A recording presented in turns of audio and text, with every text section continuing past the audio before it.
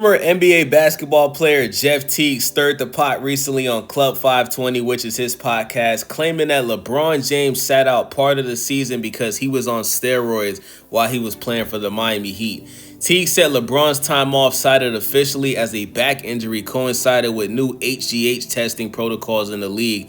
But while the claim is dramatic, there's no substantiated evidence supporting it, and LeBron James never tested positive. He said, Miami Heat Braun, he was on steroids, bro. They started testing for HGH, and he had to sit out. He said his back was hurting, and he sat out 3 weeks. Then he came back skinny. I remember this. I actually remember when LeBron James, he came back on the Miami Heat, and he was the skinniest that he's ever been in his career. Like, even in his rookie season, he wasn't this skinny, bro. And LeBron James wasn't playing well at that time. When he lost all of that weight, he wasn't playing like the same LeBron James. And he ended up putting back on the weight because he felt like he got too skinny and he lost a lot of strength and power. I remember that. While Jeff Teague mentioned this on the IG story that he claimed it was a joke, many fans still took it as a literal accusation of drug use against LeBron. Teague mentions the Miami Heat, but HGH wasn't even tested in the NBA until 2 seasons after LeBron left.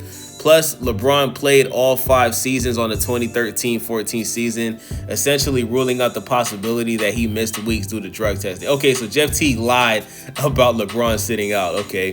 While Teague was never teammates with LeBron himself, he has frequently faced off against the NBA legend. There's no way to verify whether Teague's comments are somewhat accurate, exaggerated, or completely unfounded, but it's not going to stop people from talking, and they aren't going to settle for the simple answer. For starters, what Teague is remembering here is the 2014-15 campaign, which was LeBron's first season back with the Cavaliers. At this point, LeBron was 30 years old and looked like his years of experience were finally starting to take their toll. To start the season, he looked slower, more aged, and just around less efficient at the game, and his stats reflected it across the board with averages of 25.3 points, 6 rebounds, and 7.4 assists per game on 48% shooting. While things did eventually work out for James that season, NBA Finals appearance, it only came mysterious after an 8-game absence in January that resulted in the Cavaliers going 1-7. LeBron missed time on a back injury, which later reports claiming he went to receive anti-inflammatory shots to manage the pain. Alternate theories like the one Teague suggests claim that LeBron was forced to take a hiatus from action due to conflicts with the new anti-drug policy. The claim goes that LeBron began taking HGH during his transition from the Heat to the Cavaliers in 2014, which contributed to his reported weight loss that offseason. It was only a few months later that the NBA announced testing for HGH, which came with brutal penalties for those who were caught in violation.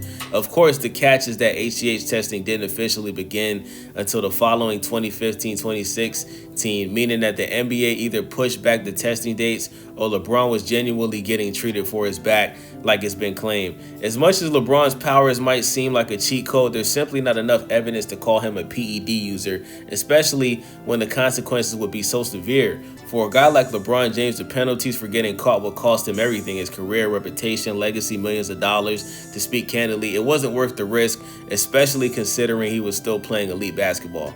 Now, I also see somebody in the comment section, right? Somebody in the comment section was like, when LeBron James first signed to the Miami Heat, he still had his hairline, and then the season after, they said LeBron James started balding.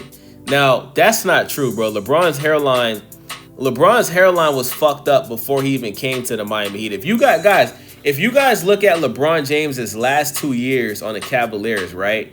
I remember LeBron James grew out an afro, bro. I remember this like it was yesterday. LeBron James was growing his hair out, right? And his hairline was so fucked up.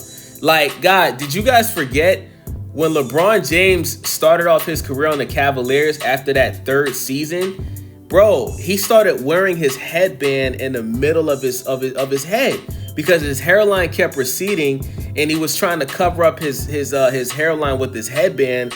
And LeBron James used to wear his headband like literally in the middle of his head to not show his hairline, bro. And then I think it was the final season he was on the Cavaliers, he grew an afro and it made his hairline look even worse, bro. So that's not true, bro. LeBron James's hairline was already fucked up before he came to the Miami Heat.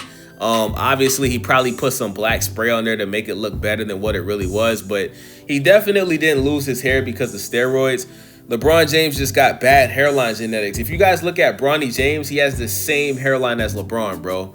I guarantee you guys within the next 3 to 4 years, you're gonna start seeing Bronny James balding. It's just what it is, bro. You know what I'm saying? It's just, that's a part of LeBron's genetics. Probably his dad had a fucked up hairline, you know what I'm saying?